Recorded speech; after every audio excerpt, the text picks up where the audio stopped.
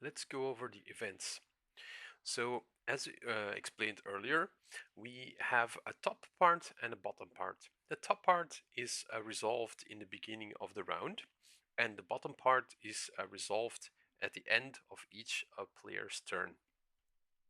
If the top part is resolved and there's delay on there, as in this card, you place it somewhere where it is visible because you will be needing to resolve that delay effect at the end of the round phase. If, for example, there are specific things like retaliation here, it says if you healed an ally, if that applies, then you do the effect that follows. If that does not apply, for example, you attacked something, you killed something, you bought some cards, whatever, but you did not heal an ally, ally meaning one of your yourself, your allies, or Sprout, those are all allies, then this does nothing at all. So it could be good, it could be bad, but it could do nothing at all. So in this case, yeah. So let's just say it was Luna's turn. She went there. She used this heal on Sprout to heal him one. Um, and her heals do +1, so let's say 2 healing. Um, which means she healed the ally.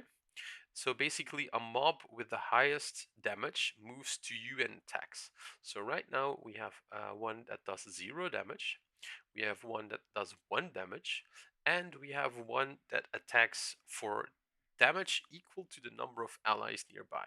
So basically, if this one moves there, it would do 2 damage to both. So basically, he would do most damage. So that will actually deal damage. So the first part applies, and then you do the second. Now, let's say Luna was careful enough to actually play a shield card, like the fight like a chicken. So she has one shield. So this one would do 2 damage to her and to Sprout. Now, since it is an event, there's like an exception. Normally, you would count everything together and then subtract the shield once. Now, you do the same thing here, but the rest of the game you kind of ignore that this happens during the event. So it doesn't matter or whether or not an event did damage to you or whatever. So in this case, 2 damage would come in, 1 damage would be blocked by the shield, so she would lose 1 hit point.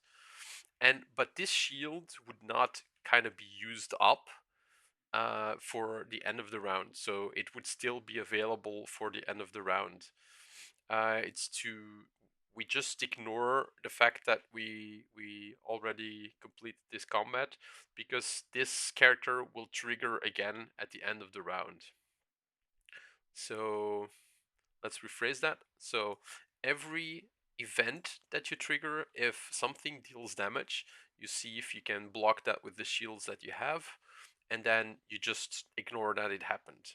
Like you do the damage, but it doesn't affect the end of the round phase. So the shield is still available for the end of the round phase.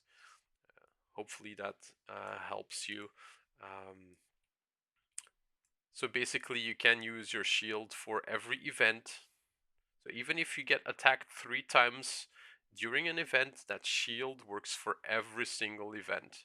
So just placing one shield could save you 3 hit points if you're like really unlucky and you get attacked 3 times. So that could be really important. Only one shield, it's just one point. So yeah, it's gonna be very important to decide: am I going to buy this card that I really want, or am I gonna make sure that I don't get damage? Because the events will trigger. The events will trigger on maybe you've healed someone, have you killed someone, have you moved the monster, stuff like that. So the events will try to react to whatever you do. So yeah, hopefully that helps you. See ya.